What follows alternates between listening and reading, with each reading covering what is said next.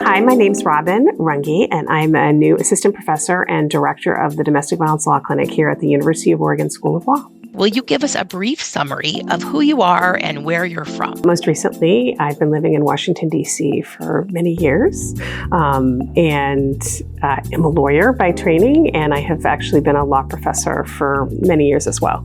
I taught at George Washington University Law School, I taught at the University of North Dakota School of Law, and I taught at American University, Washington College of Law. What drew you to Oregon law? What drew me to Oregon law is in part Oregon. I think Oregon is beautiful, and I have wanted to move here for a very long time. And I'm also really attracted to the law school because of its focus on being practice ready. That is something that I really value as a lawyer, and it matches with my skill sets as a clinical professor. So I want to be at a law school that values practicing law. And also its focus on public service. You have here at, I guess we now have here at the University of Oregon School of Law, a very high percentage of students who go into public interest law comparatively, and that's unusual. And I self-identify as a public interest lawyer, and so I love to be in a space where I can mentor other students in that career path. Tell me about your area of expertise and what's exciting, interesting, and/or concerning in this field right now. My area of expertise broadly is addressing gender-based violence and harassment. Specifically, I've worked with survivors of domestic and sexual violence now for almost 30 years. I started out volunteering at shelters for battered women.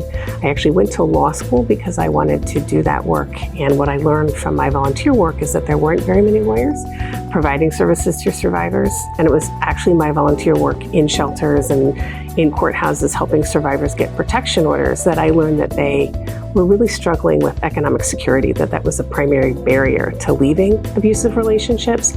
So when I started law school, I actually focused on employment law. So I'm actually a very unusual animal in the domestic violence law area. And that is, I'm a labor and employment lawyer, but I've almost exclusively represented survivors of domestic violence, sexual assault, and stalking my entire career. And so I've also written laws on a state level, federal level. I've also worked internationally on international human rights laws in that area. What makes for a good lawyer? I think a good lawyer is a lawyer that's reflective and is on a journey of learning.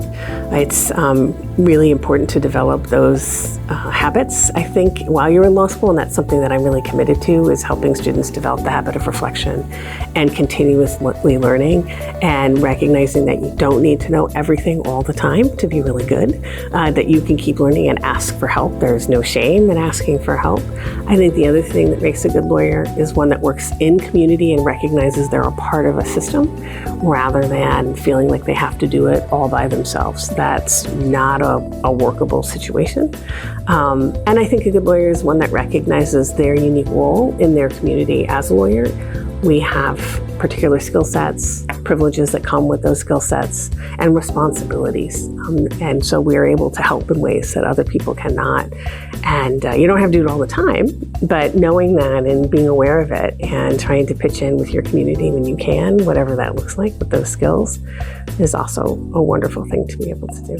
If you could be a track and field athlete, what event would you want to compete in and why? I love watching the people who do the hurdles. I don't know, that's called the steeplechase, or, where there's hurdles, because it, I think, takes amazing versatility to both be a fast runner, but then also to leap. And when I see that, it's like they're overcoming barriers, right? And as a lawyer, that's what I try to do with my clients, is help them overcome barriers that they're facing to access to justice. And so, I can't imagine being that skilled, but if I were, I think I'd love to somehow figure out how to leap over hurdles.